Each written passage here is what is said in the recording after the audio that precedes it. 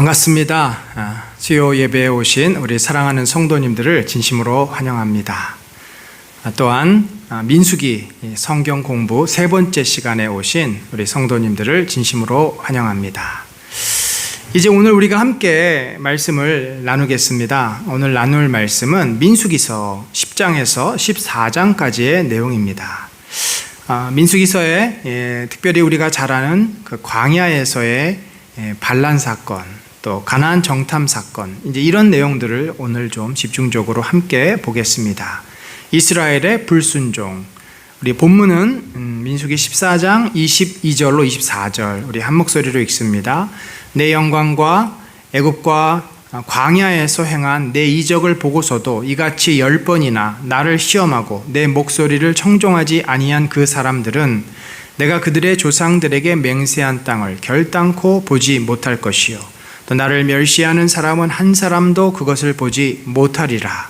그러나 내 종 갈렙은 그 마음이 그들과 달라서 나를 온전히 따랐은즉 그가 갔던 땅으로 내가 그를 인도하여 드리리니 그의 자손이 그 땅을 차지하리라. 아멘.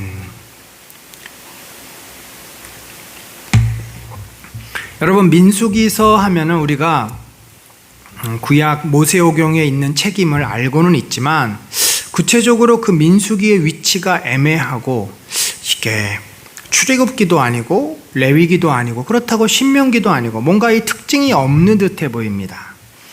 실제로 출애굽기 하면은 이제 애굽을 탈출하고 성막을 짓고 뭐 이런 내용들이 중심인데, 또 레위기 그러면 그 시내산에서 이제 받은 율법을 중심으로 되어 있고, 신명기 그러면 모압 평지에서 가나안 땅 들어가기 전에 다시 주신 언약의 말씀. 근데 민수기가 좀 애매하지 않습니까? 그런데 가만히 생각해 보면은 시내산과 모압 평지 사이에 어떤 일이 벌어졌는지는 우리가 민수기가 없다면 이해를 할 수가 없는 거죠. 그러니까 이 민수기라고 하는 책의 위치는 시내산에서부터 행군을 해가지고 가데스 바네아야를 거쳐 그들이 모압 평지까지 들어가는 무려 39년간의 삶을 기록한 책이다.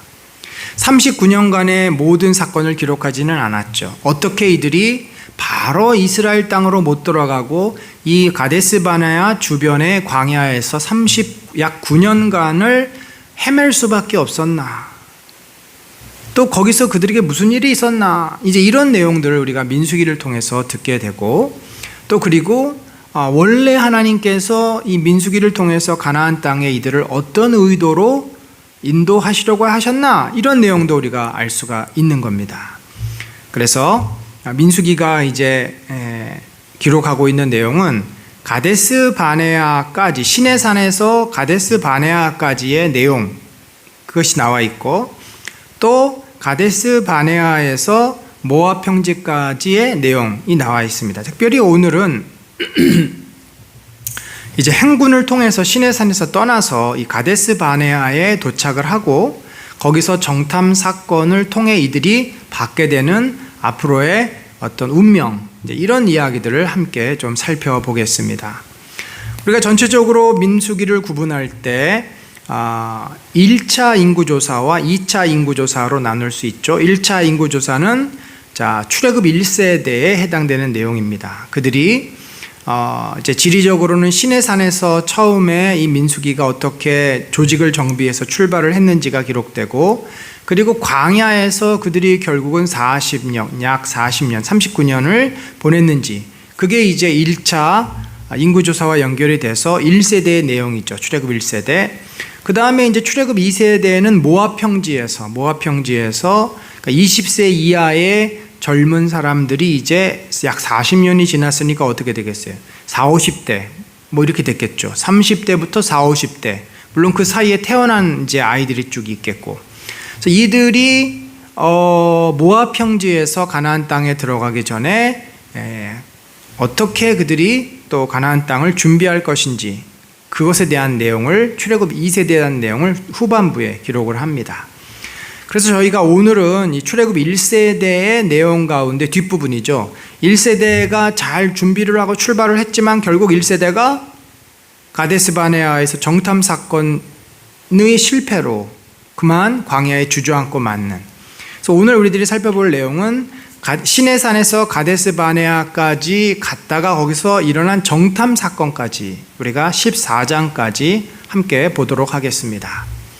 자, 그래서 1장에서 4장은 이 행군, 결국 가나안 정복, 가나안 땅을 심판하기 위해서 떠나는 그러한 행군인데, 이게 이제 군대의 조직과 같습니다. 12지파를 군대 조직으로 배치를 해서 군대로 부르는 거죠. 여호와의 전쟁을 위해서. 그래서 인구 조사를 하고 부대를 배치를 합니다. 그리고 이제 5장에서 10장까지의 내용은 이제 이게 일반 군대가 아니고 여호와의 군대, 곧 영적인 군대입니다. 하나님의 군대입니다. 그래서 무엇보다도 이 성결과 거룩이 중요하고, 이 거룩의 문제를 담당하고 있는 사람들이 바로 레위인들입니다. 그들은 성막을 관리하면서 여호와 하나님께서 그들 가운데 계시도록 봉사하고 섬기는 자요, 이 레위인들의 섬김을 통해서 여호와는 그들과 함께 할 수 있습니다. 그래서 이것이 굉장히 또 중요한 부분이어서 이제 뒷부분 5장에서 10장 10절까지 다루고 있고, 우리가 이것을 지난 2주 동안 살펴보았습니다. 오늘은 그러면 실제로 구름이 성막에서 올랐고 이들이 떠나서 광야로 나아가는 그런 장면을 보도록 하겠습니다. 그래서 오늘 우리가 볼 내용은 시내산에서 바란 광야, 이제 가데스 바네아 가기 전에 중간에 있는 광야죠. 시내산에서 바란 광야까지의 이동, 그리고 거기서 일어났던 사건들이 있어요. 다베라와 기브롯 핫다와의 사건들, 어떤 의미가 있는 사건들입니다. 그리고 이제 또 모세의 권위에 대한 도전도 있었어요. 그리고 나서 가데스 바네아에 도착해서 거기서 정탐꾼을 보내고 그들이 가지고 온 결과에 대한 사람들의 반응과 하나님의 어떤 내용들을 14장까지 다루고 있다. 그리고 나서 이제 그 뒤의 내용은 우리가 또 다음 주에 함께 보도록 합시다. 자, 그러면 시내산에서 바란 광야까지 가는 여정을 함께 보는데, 자, 처음에 출애굽에서 시내산까지 와서 시내산에서 약 1년여 동안을 머물렀습니다. 그 사이에 성막도 짓고 율법도 받고, 그게 이제 한 출애굽에서부터 1년여 넘는 시간 동안, 그리고 이제 2년 차가 됐어요. 그러니까 39년째죠. 역으로 생각하면 39년, 8년, 38년으로 8년 뭐 11개월, 12개월 이렇게 이제 디스카운트 되는 상황이에요. 그래서 이제 2년 차 2월 20일 날 드디어 여호와께서 이제 명령하신 것을 따라서 이들이 성막을 걷고 행군을 합니다. 드디어 가나안 땅을 향해서 나갑니다. 그래서 1차적으로 시내산에서 바란 광야, 그러니까 시내산까지가 시나이 반도가 약간 V자로 되어 있습니다. 시내산이 V자 아래쪽에 꼭지점 쪽에 있는 산이었는데, 출애굽에서 이렇게 쭉 내려왔다가 이제 바란 광야는 시내이 반도에서 이제 이스라엘 가나안 땅으로 들어가는 초입에 있는 광야니까 올라가야 되는 거죠. 다시 V자가 이렇게 내려왔다가 다시 올라가서 이제 동쪽에 있는 그 가나안 땅 쪽으로 이제 들어가는 그런 과정이죠. 그렇게 이제 이동을 이제 합니다. 이때 모세와 모세의 장인이 있죠. 이드로라는 모세의 장인이, 이 사람은 미디안 사람입니다. 미디안 사람은 광야에서 유목민으로 살던 사람들이고, 이스라엘 사람들은 원래 유목민이 아니에요. 출애굽할 때도 그랬고, 원래 그 조상 아브라함도 유목민은 아닙니다. 다 갈대아 우르에서 정착했고, 그 사이에 야곱과 요셉과 뭐 이삭이 어쩔 수 없이 유목민의 생활을 했는데, 또 애굽에 내려가서 정착을 했고, 다시 이제 이들이 올라올 때는 다시 유목민의 생활을 해야 돼요. 그래서 그 유목민 생활을 아주 뭐 대대로 내려오던 이 이드로가 그들에게 많은 도움을 주죠. 그래서 같이 가자 그랬더니, 그냥 우리는 여기 이 땅이 우리한테 익숙하다. 우리는 유목민 생활을 계속 하겠다. 그리고 이제 남습니다. 그런 내용입니다. 자, 여기 이스라엘이 행진할 때 내용을 보면은 제일 앞에 뭐가 가요? 법궤죠. 법궤를 고라자손이 법궤를 맨 그 레위인들이 법궤를 메고 이제 앞을 갑니다. 그러면 유다, 이사갈, 수불론이 이제 그 뒤에 따르고요. 그다음에 성막에 부품들이 있죠. 뭐 부직갱이가 있고 또 뭐 촛대가 있고 여러 것들이 있습니다. 그런 것들을 게르손하고 무라리 족속이 나눠 가지고 이제 수레에 싣고서 그렇게 쭉 가는 겁니다. 그래서 수레를 이미 앞에 족장들이 그 헌물한 것을 받았죠. 그 두 번째 라인은 루벤, 시므온, 갓, 그리고 이제 성막의 기구, 뭐 기둥이라든지 텐트라든지 큼지막한 것들, 이것도 이제 소수레에 싣고서 고앗 자손이 관리를 하면서 옵니다. 그리고 마지막에 에브라임, 므낫세, 베냐민, 단, 아셀, 납달리, 이런 형태로 행진을 한다. 그러면 이제 이동을 어떻게 했는가? 이렇게 돼 있어요. 여호와의 법궤가 3일을 앞서서 먼저 갑니다. 왜 3일을 앞서는가? 이 이스라엘 사람들이 한두 명이 아니죠. 거의 아이들까지 하면 몇백만입니다. 약간 3,400만, 최소한 3,400만, 많게는 600만까지도 봅니다. 그래서 약한 장정만 60만이니까 64, 24 또는 65, 30, 약 한 250만에서 최소한 300만으로 그렇게 추정을 할 수 있는데, 이 큰 인원이 뭐 한 번 움직이는 게 보통 쉬운 일이 아니죠. 그래서 방향을 잘못 들면은 그걸 다시 돌아가는 게 굉장히 어렵습니다. 여러분 뭐 이렇게 그렇잖아요. 기차라는 게 그렇잖아요. 꼬리가 뒤로 길면은 한 번 방향을 잘못 들면 그 유턴해서 돌아가기도 어렵고 굉장히 어려운 거예요. 그러니까 이게 뭐 몇백만 명이 이렇게 구름대처럼 쭉 오는데 방향을 트는 게 굉장히 중요합니다. 방향을 잘못 틀면 아주 낭패예요. 그래서 이 앞에 가야 될 곳으로 가는 게 굉장히 중요한데, 이때 그 역할을 누가 하는가? 법궤. 하나님께서 친히 이들이 꼭 머물러야 하는 곳, 그러니까 그런 곳은 어디겠어요? 바로 물이 있는 곳이죠. 쉴 수 있는 곳. 그런 곳으로 하나님께서 그들을 인도하셔서 헤매지 않고, 그 잘못 헤매면 그 많은 인원이 물도 없으면 거기서 얼마나 많은 사람이 죽고 난리가 나겠습니까? 그래서 하나님께서는 앞서 행하시며 그들을 이제 이끌고 가신 것입니다.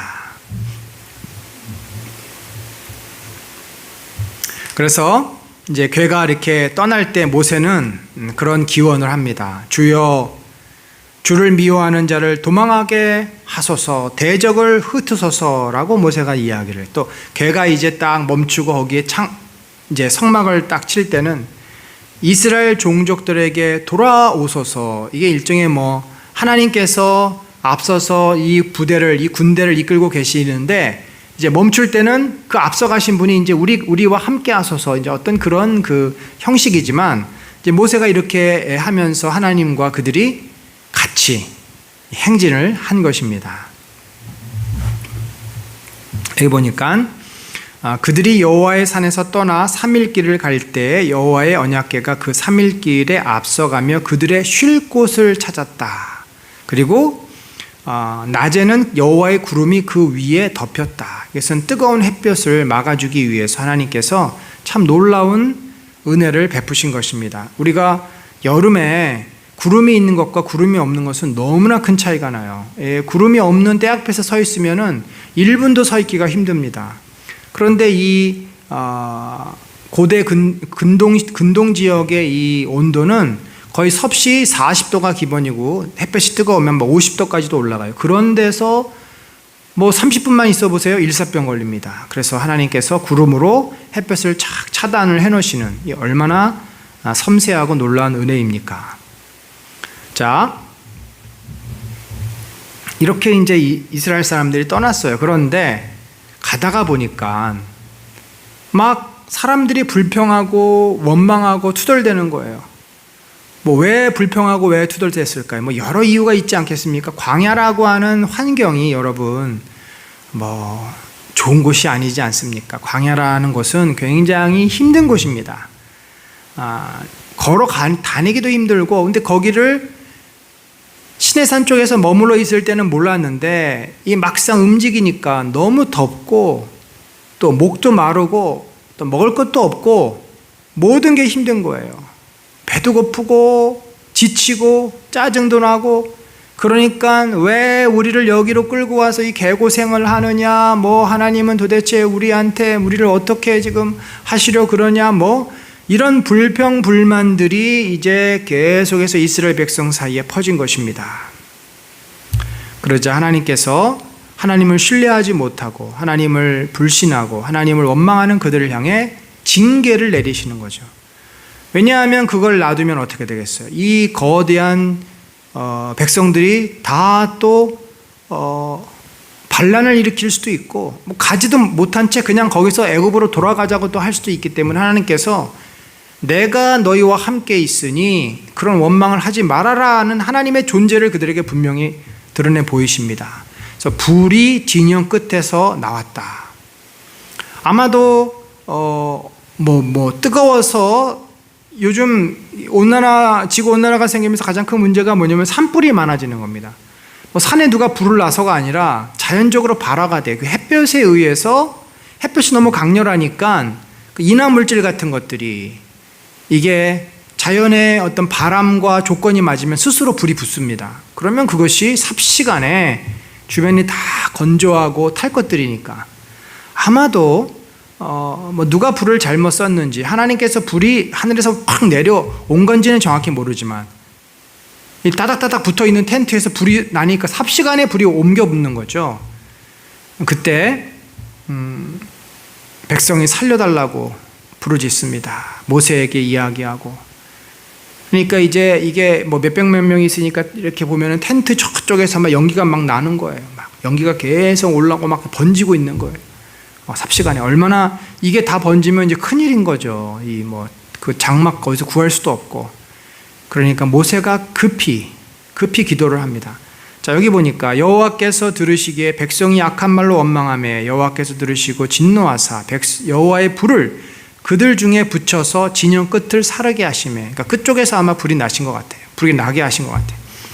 그것 이름을 다베라, 불타다라고 불렀으니 이는 여호와의 불이 그들 중에 붙은 까닭이었더라.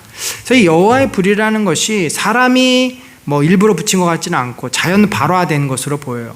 자연 발화된 거니까 하나님께서 허락하신 거죠. 예. 자, 그들이 또 다시 그런데 원망을 또 해요. 이제 불 사건이 조금 났는데 불이 안 붙었던 사람들은 아직도 정신을 못 차린 거죠. 그들은 저 사람들이 뭐 재수없게 불 붙었다가 몇 사람 타 죽고 뭐 재산 잃고 그랬겠지만 우리야 멀리 떨어져 있으니까 뭐 상관이 없는 거잖아요. 그러니까 그들 사이에 또 어떤 것들이 있었냐? 그들 중에 섞여 사는 다른 인종들이 탐욕을 품매. 자, 어떤 인종인지는 정확히 몰라요. 그러나 어쨌든 믿음이 다른 인종이라는 것을 통해서 이들은 정말 하나님을 잘 알지 못하는 자들이 아니었나 생각을 해봅니다. 자, 그들이 어떤 탐욕을 품었어요? 탐욕이라고 하는 말은 분명히 만나를 배고프지 않게 주셨는데도 이제 만나 말고 다른 것을 요구하는 거예요.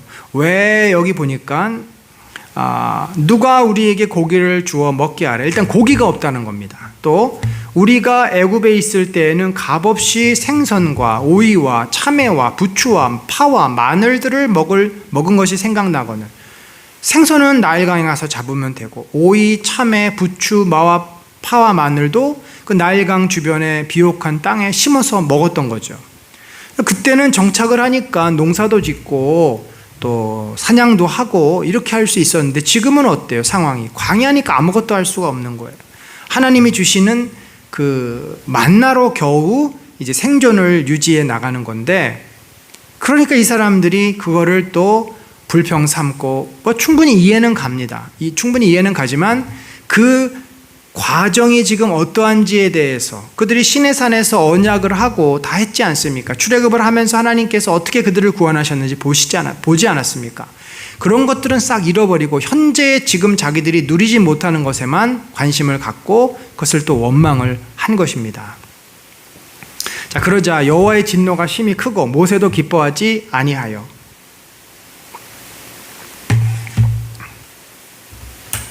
자, 여기 보니까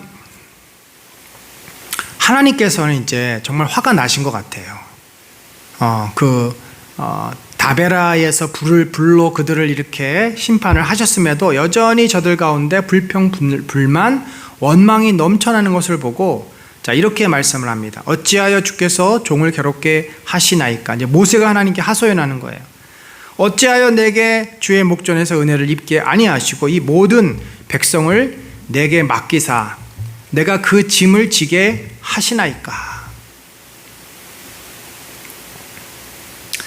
그러니까 모세 입장에서 얼마나 깝깝하고 얼마나 힘든지 이런 말을 하는 거죠. 이 모든 백성을 내가 배었나이까? 어찌 양육하는 아버지가 젖 먹는 아이를 품듯 그들을 품에 품고 열조에게 맹세하신 땅으로 가라 하시나이까? 책임이 심히 중하여 나온 자는 이 모든 백성을 감당할 수 없나이다. 즉시 나를 죽여 내가 고난당함을 보지 않게 하옵소서. 모세가 아주 세게 나갔습니다. 하나님께 하나님 나 이거 도무지 내가 감당을 못하겠습니다. 저 불평하고 원망 많은 사람들 제가 저들을 데려왔습니까? 제가 저들을 낳습니까? 왜 저한테 다 그 책임을 떠맡기십니까? 그러니까 사람들은 하나님께 얘기하는 게 모세한테 와서 얘기하는 거예요. 모세여 우리에게 이걸 주소서. 왜 우리를 이런 곳으로 데려왔습니까? 왜 당신이 우리를 끌고 나왔으면 책임을 져야지. 모세에게 지금 다 요구하고 원망하고 비난하고. 그러니까 모세가 야 내가 하나님이냐? 내가 어디서 그런 걸 구해서 너희한테 주겠냐? 답답한 거죠. 그러니까 모세가 하나님께 가가지고 하나님 도대체 제가 저 백성을 끌고 나왔습니까? 제가 무슨 죄가 있어서 저들이 저 요구를 제가 다 들어야 됩니까? 지금 속이 터지는 거예요. 너무나 이 백성을 이끄는 책임이 감당할 수 없어서 차라리 제가 모든 책임을 지고 다 내려놓고 그냥 저는 당신 곁으로 가겠습니다. 이제 여기서 도저히 이거 할 수 없습니다. 엘리야도 그렇잖아요. 엘리야가 바알과 아세라 목상 그 선지자들 800여 명을 다 처단해놓고도 이세벨이 저렇게 눈을 시퍼렇게 뜨고 자기를 죽이려 했을 때 그가 절망하지 않습니까? 지금 그런 상황이에요. 도무지 감당할 수가 없습니다. 그때 하나님께서 1차적으로 너무 힘들어하고 지친 모세를 위로하시고 그를 위해서 백성 가운데 장로들이 있지 않습니까? 이 장로들 가운데 지도자를 세워요. 70명을 모아서 그들을 모세에게 붙여줍니다. 그러니까 그 70명 가운데 모세가 했던 많은 일들, 백성들하고 소통하는 일부터 백성들을 달래는 일, 여러 일들을 말하자면 지도자 밑에 이제 각 책임을 나누어서 백성을 이제 이끄는 그런 역할을 하게 된 것이죠. 그래서 이들을 그 회막, 성막으로 불러내고 성령이 친히 그들에게 임하여서 그들이 어떻게 됐어요? 그들이 너와 함께 백성의 짐을 담당하고 너 혼자 담당하지 아니하리라. 이때만 해도 이스라엘이 조직이 아직 없었고 오합지졸이었지 않습니까? 그러니까 하나님께서 이런 일들을 통해서 그들을 돕는 자들을 세우시고 모세의 지도력을 좀 더 이제 자유롭게 모세가 감당할 만한 수준으로 그렇게 이제 인도해 주시는 거죠. 자, 두 번째는 이 백성들의 요구 사항을 어떻게 처리하셨냐면 메추라기를 일단 보내십니다. 자, 메추라기는 사막 광야에서도 생존하는 그런 새들이었는데 아마도 많은 떼의 메추라기를 여러분 이 새떼가 한번 몰려다니면은 이게 한두 마리가 아니에요. 요즘도 그 철새들의 이동을 보면은 이게 몇만 마리 정도가 아니고 몇십만 마리씩 이렇게 몰려다닙니다. 그러니까 몇십만 마리 그러면은 이게 어마어마한 숫자죠. 그러니까 메추라기가 몇십만 마리가 몰려온 겁니다. 몇십만 마리가 몰려와서 어떤 바람에 의해서 몰려왔는지 정확한 원인은 알 수 없지만 그 많은 메추라기가 몰려와서 이 광야에 머물 수 있는 곳이 없잖아요. 그 바람에 의해서 왔지만 그곳에 이 메추라기들이 머물 수가 없어서 다 그냥 떨어져 가지고 죽은 거죠. 그래서 사람들은 가서 그 떨어져서 죽은 메추라기를 주워다가 그것을 이제 껍질을 벗기고 우리가 메추라기 알도 지금 먹지 않습니까? 메추라기 고기를 그들이 이제 식용으로 그렇게 먹게 됩니다. 하나님이 이렇게 말씀하십니다. 애굽에 있을 때 우리에게 좋았다 하는 말이 여호와께 들렸으므로 여호와께서 너희에게 고기를 주어 먹게 하실 것이라. 그러니까 하도 이들이 애굽 시절 그때가 좋았는데 지금은 이게 뭐냐? 과거. 마치 이것은 뭐냐면은 예수를 믿기 전에 내 마음대로 살았잖아요. 뭐 죄를 져도 그게 뭐 남한테 뭐 들키지 않으면 죄가 아니었고, 말하자면 육신의 그 욕망, 육신의 쾌락, 정욕을 위해서 아무런 죄의식 없이 마음대로 살았어요.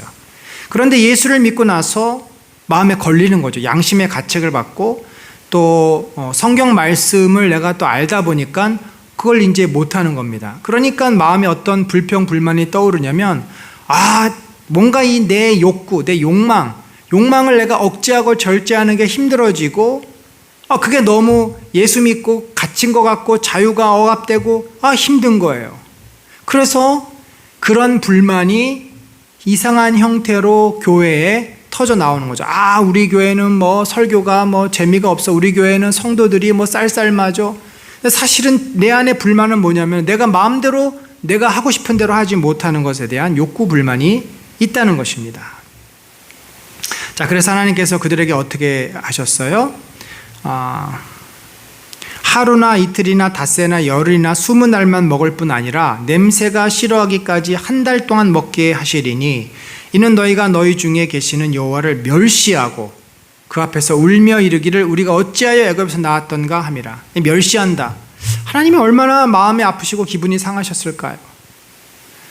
그들을 기껏 구원해 주고 그들을 종살이에서 건져 주었는데 이들의 지금 태도는 뭐예요? 먹을 것이 없다는 육체의 그 만족을 얻지 못한다는 이유로 자신들을 구원해낸 하나님을 부인하고 차라리 애굽의 노예 생활이 더 좋았었다. 근데 사실 그들이 그렇다고 애굽으로 돌아가면 좋아할까요? 고통 속에서 부르짖었습니다. 그들은 애굽에서 고통 속에서 부르짖었기 때문에 하나님이 그들을 구원해내신 거예요. 그들이 만약에 고통을 겪지 않았으면 절대 부르짖지 않았겠죠. 이렇게 그들은 하나님을 무시하고 하나님을 마치 하나님이 자기들을 마치 그 하나님의 어떤 목적을 위해서 그들을 학대하고 있고 그들을 고통으로 그들을 잘못 이끌어 나온 것처럼 하나님을 원망하는 이 태도. 여러분, 우리가 예수를 믿고서 좋은 일이 생길 줄 알았는데 어려운 일이 자꾸 생기는 거예요. 여러분, 예수를 믿으면 이 땅에서의 삶이 좋아집니까? 나빠집니까? 두 가지가 다 사실 있어요. 안 좋아지는 것도 있고 좋아지는 것도 있습니다. 안 좋아지는 건 뭐냐면 우리가 이전처럼 내 마음대로 내 욕심대로 내 육신의 정욕대로 살지 못한다는 거죠. 그런 면에서 사람들은 그것을 삶이 힘들어진다라고 표현을 해요. 그전처럼 뇌물도 자유롭게 못 받고 그전처럼 남을 속이는 것도 힘들고 그전처럼 내 육신의 쾌락과 즐거움을 위해서 아주 난잡한 그런 삶을 이제는 살아서는 안 되기 때문에 그것이 나에게 기쁨이요 감사가 아니라 힘들다 이렇게 생각할 수도 있는 거죠. 또 실제로 그런 것을 자유를 내가 누리지 못하고 성도로서의 그 영광과 축복보다는 그 잃어버린 것에 대한 아쉬움이 너무 큰 거예요. 친구들하고 만나서 술도 이제 자유롭게 못 마시고 외박도 못하고 여행도 못 가고 내 마음대로 못하는 이 삶, 마치 속박당하고 그렇게 된 것처럼 표현하는 마음들이 있다라는 것입니다. 그러나 우리가 예수를 믿고 얻은 축복이 얼마나 큽니까? 바울은 그것을 세상의 더러움과 세상의 썩어짐으로부터 우리가 구원을 받았다고 말하고 있지 않습니까? 우리가 즐거워했던 것, 우리가 기뻐했던 그 모든 것들이 아침 안개와 같고 또 지나가는 그러한 꽃과 같은 거예요. 있었다가 없어지는 것입니다. 일시적이에요. 그 즐거움, 그 재미가 영원한 것이 아닙니다. 그것은 우리를 속이는 것들이에요. 그러니까 이건 뭐냐면은 스스로를 계속 속이고 있다는 거죠. 마치 마약을 하던 사람이 마약을 하지 못하게 하는 사람을 향해서 화를 내고 그 마약의 그 순간에 도취되어서 그것이 진짜인 것처럼 착각하는 그런 현상인 것입니다. 그때 그래서 하나님께서 이제 메추라기를 보내셔서 이렇게 얘기하죠. 고기가 아직 이 사이에 있어 씹기도 전에 여호와께서 백성에 대하여 진노하사 심히 큰 재앙으로 치셨으므로 그곳 이름을 기브롯 핫다와라 불렀으니 욕심을 낸 백성이 거기 장사함이었더라.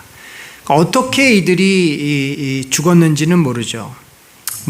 메추라기가 이제 고기니까 이걸 먹다가 무슨 병에 걸렸는지 아니면 이 메추라기가 어디서 날라왔으니까 새로부터 뭔가 감염이 됐는지 하여튼 이렇게 많은 자들이 원망하고 불평하고 하나님을 멸시했던 자들이 고기를 먹다가 급사를 하고 그들이 어려움을 당하게 됩니다. 그래서 그곳을 기브롯 핫다와 욕심을 낸 백성을 거기 장사함이었더라. 욕심을 내다 죽었다 하죠. 신약 성경에서는 죄가 잉태한 즉 사망을 낳는다고 되어 있습니다. 구약 시대에 참 이스라엘 백성이 얼마나 훈련이 안 돼 있고 여전히 세속적이고 하나님에 대한 신뢰가 없는지가 여실히 드러나 있고 이런 그 이스라엘 백성들의 수준 때문에 하나님께서는 광야에서 그 오랜 시간을 지내도록 하실 수밖에 없었던 것이죠. 자, 이제 12장으로 넘어가면은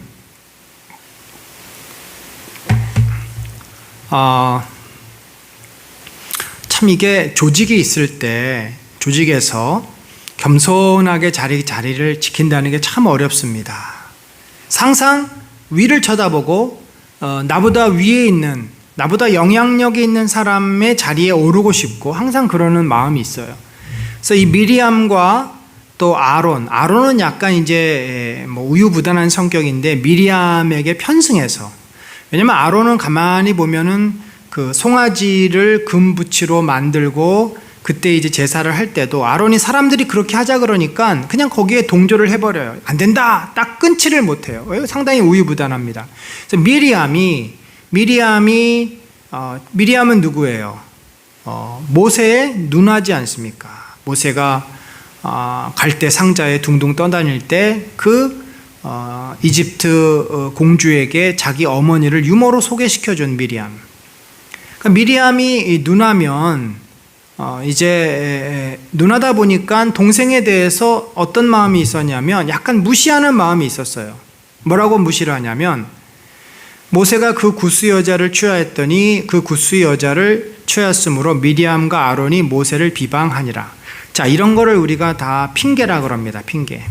그 당시에는 지금하고 윤리적인 상황이 달라 일부 다처가 허용이 됐습니다. 일부 다처가 허용이 됐기 때문에 모세가 꽤 많은 나이였지만 다시 또 자기 부인을 들인 것입니다. 그런데 그게 하필 이방인이었죠. 구스는 이집트 사람이고 아마도 출애굽할 때 같이 따라 나온 사람인 것 같아요. 여기에 대해서 이것이 비난을 하자면 비난을 할 수도 있겠지만, 그러나 그것이 모세가 그 당시의 문화 속에서 결정적인 어떤 비난받을 만한 일은 아니었다고 볼 수 있죠. 그럼에도 미리암과 아론이 모세를 비난하는 거예요. 이방 여인을 후처로 맞아들인 것에 대해서 비난을 하는 것이죠. 그러면서 이제 실제 그들의 마음, 왜 그러면 그것을 빌미로 건수를 잡았나? 그 중심은 뭐냐면 여호와께서 모세와만 말씀하셨냐? 우리와도 말씀하지 아니하셨냐? 그러니까 모세나 미리암이나 아론이나 다 모세보다 형 또 누나잖아요. 그러니까 모세를 좀 마음 한편에는 우습게 생각하는 거예요. 내 동생인데 지만 저렇게 왕 노릇해, 지만 아주 잘난 줄 알아 이러면서 자기들도 어떤 그 지도자의 위치에 오르고 싶은 마음이 늘 마음 한구석에 있었다는 거죠. 그래서 늘 모세에게 도전을 하고 모세의 지도력에 이제 흠집을 내려고 하고 그런 어떤 갈등이 유발이 됩니다. 이때 하나님께서 세 사람을 또 부르십니다. 그러니까 이들 사이의 판단을 누가 하겠어요? 모세에 대한 그 리더십을 도전하는데 누가 그걸 판단하겠어요? 스스로 할 수가 없죠. 그러니까 그러니까 하나님이 그들을 부르셔서 어떻게 하시냐면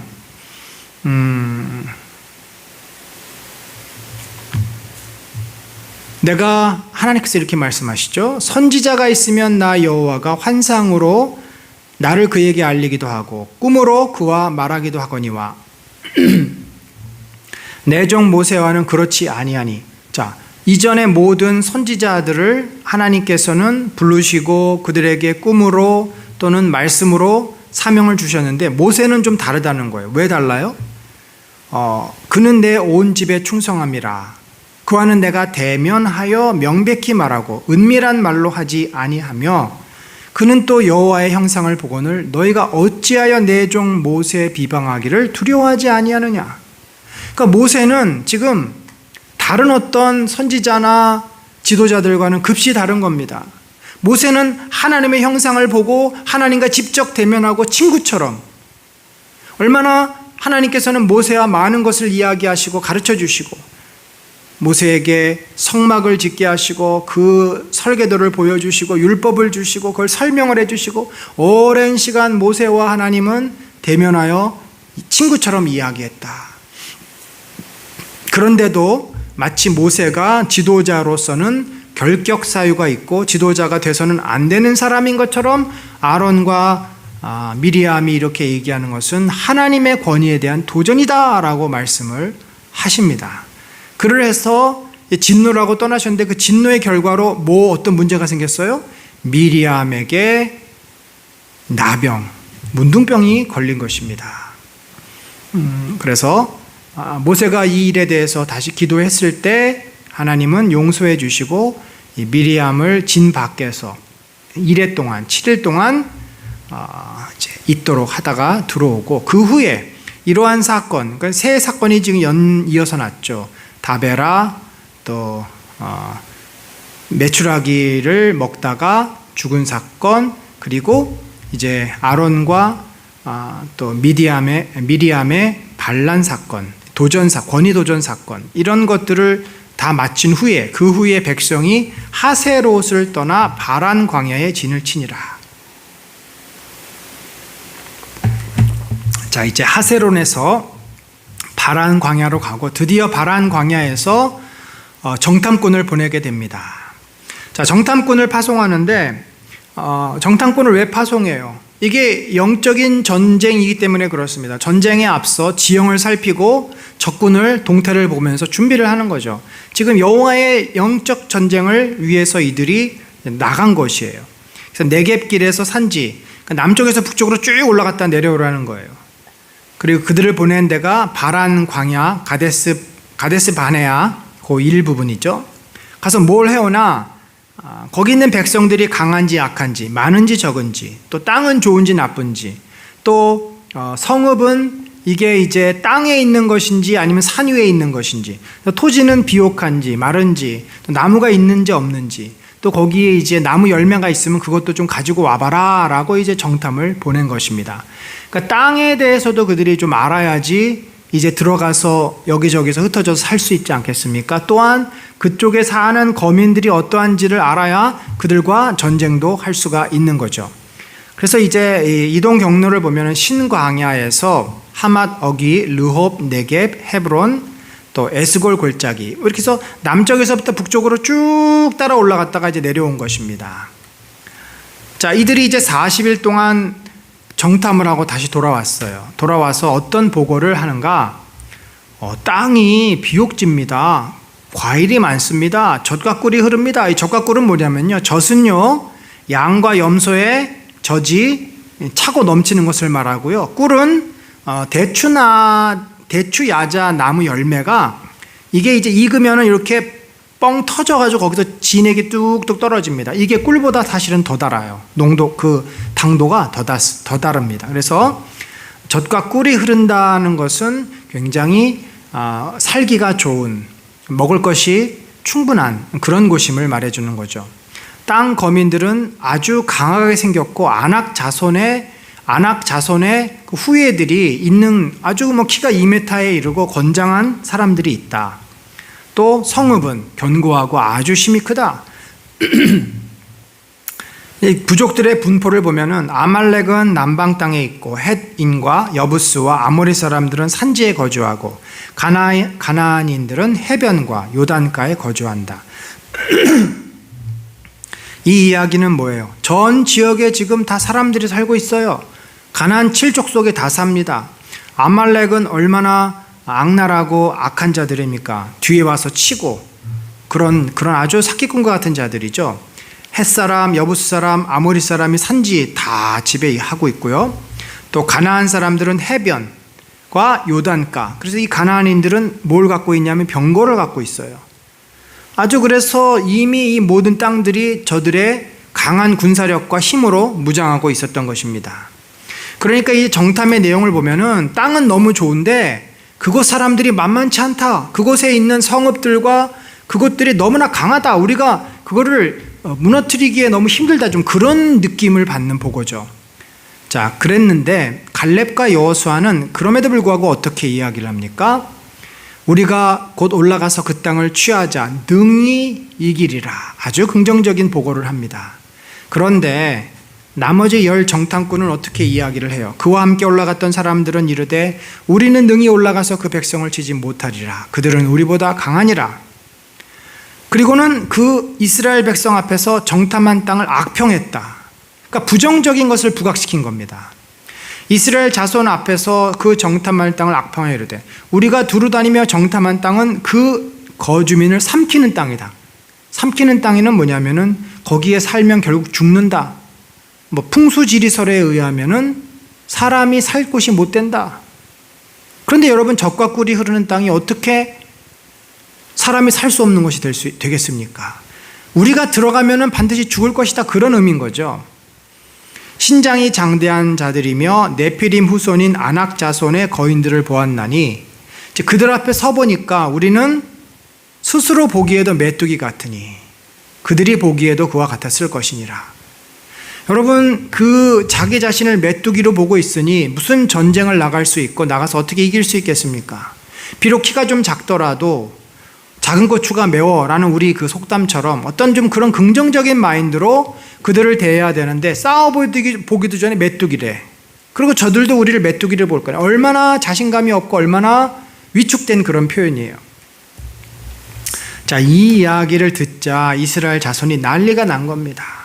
다 모세와 아론을 원망하여 온 회중이 그에게 이르되 우리가 애굽 땅에서 죽었거나 이 광야에서 죽었으면 좋았을 것을 어찌하여 이 땅으로 인도하여 칼에 쓰러지게 하느냐? 우리 처자가 사로잡히리니 애굽으로 돌아가는 것이 낫지 아니하랴. 죽을 곳이 없어서 우리를 여기로 이끌고 왔냐?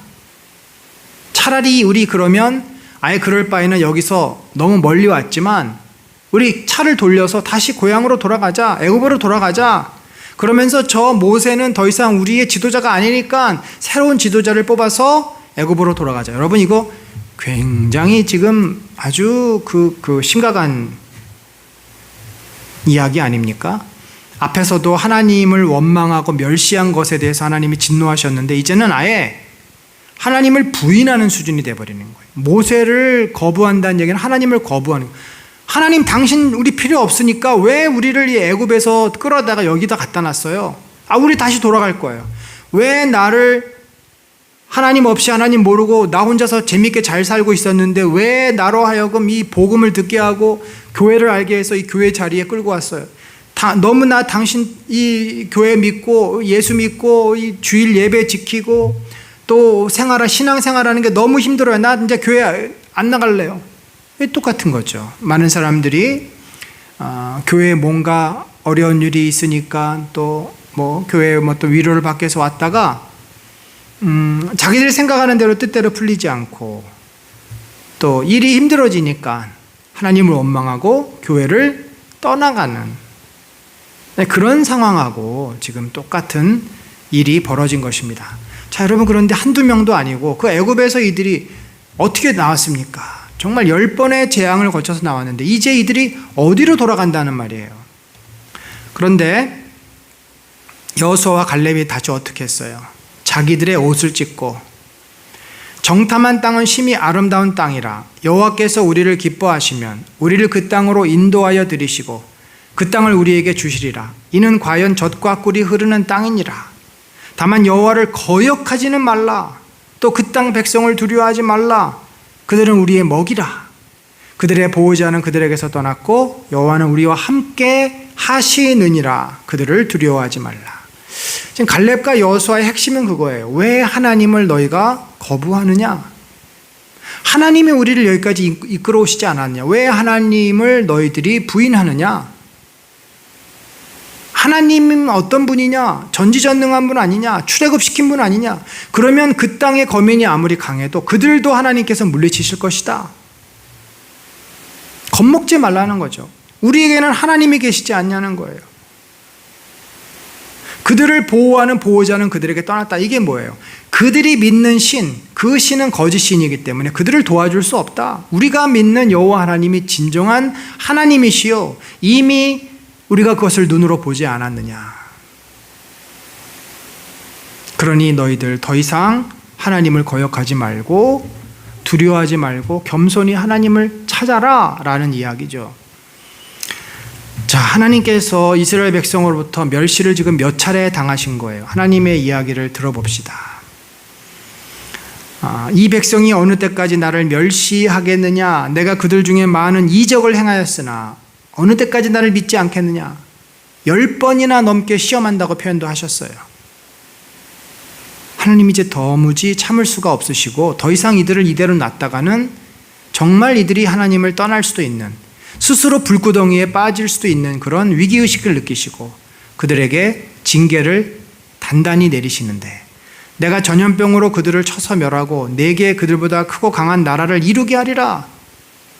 하나님이 차라리 이들을 다 없애고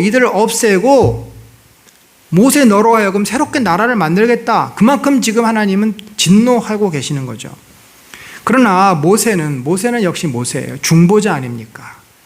하나님, 이 백성을 그렇게 단칼에 다 죽이시면 그동안 하나님께서 이 백성을 출애굽시켜서 모든 이 열국들이 하나님의 이름을 듣고 두려워 떨고 있는데, 그런데 그들이 뭐라 그러겠습니까? 그 백성들을 인도할 능력이 없으므로 이 광야에서 결국은 죽게 만들었다고 하지 않겠습니까?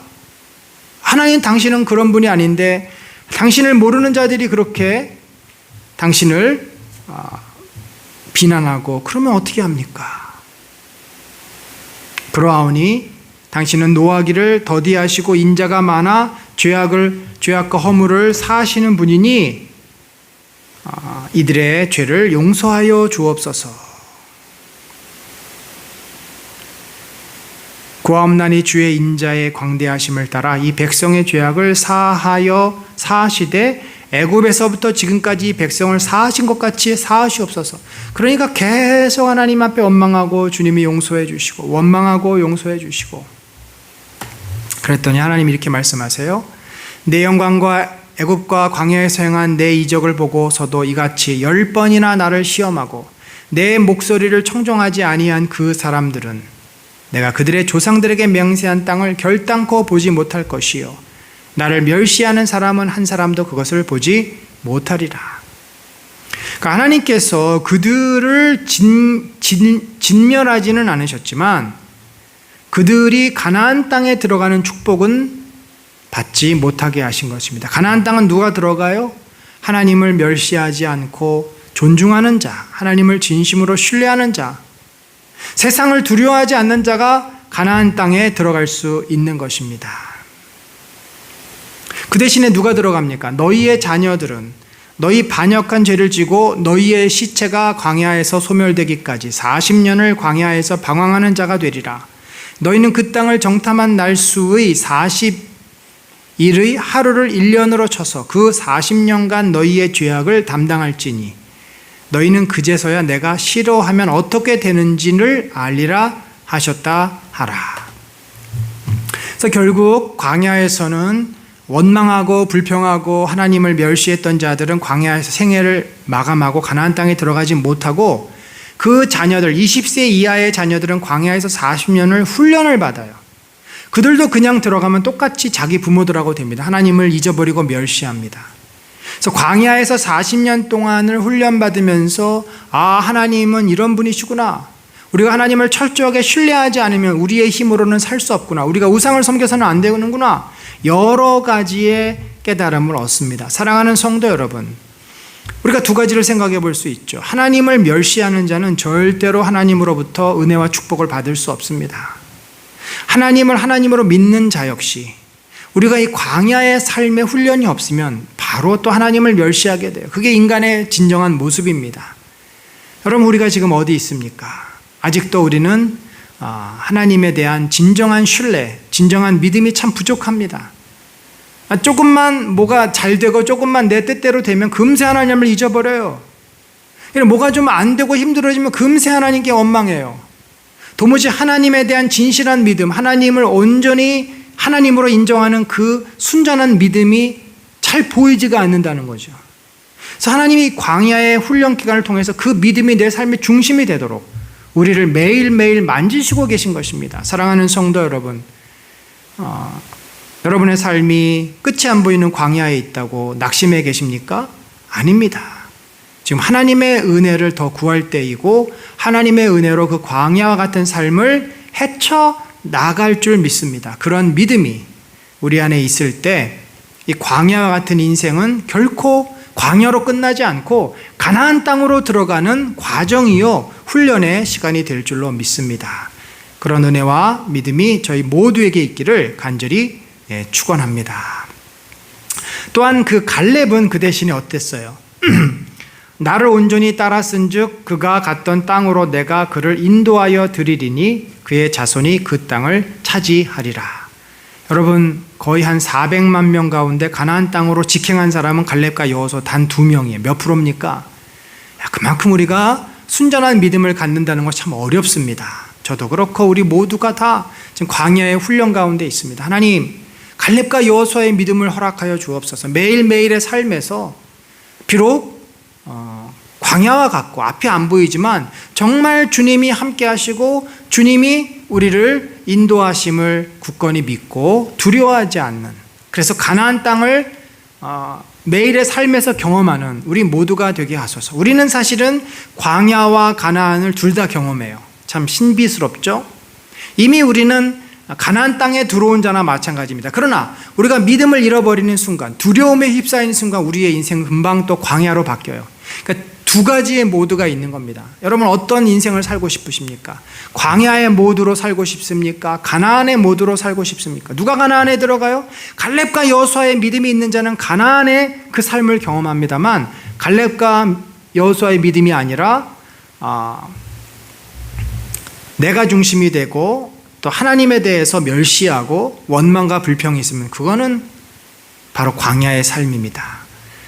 하나님의 놀라운 은혜가 저와 여러분에게 넘치고 우리가 정말 주님을 신뢰함으로 매일의 삶이 가나안의 축복이 되시기를 간절히 축원합니다. 지금은 우리 구주 예수 그리스도의 놀라우신 은혜와 하나님 아버지의 무한하신 사랑과 성령님의 감화 감동 교통하심이 갈렙과 여호수아의 믿음으로 참 우리의 인생이 광야 같고 어려움이 늘 찾아오지만 주님을 온전히 신뢰함으로 가나안의 축복을 누리기를 소망하는 심령 위에 지금부터 영원까지 함께 하실지어다. 아멘.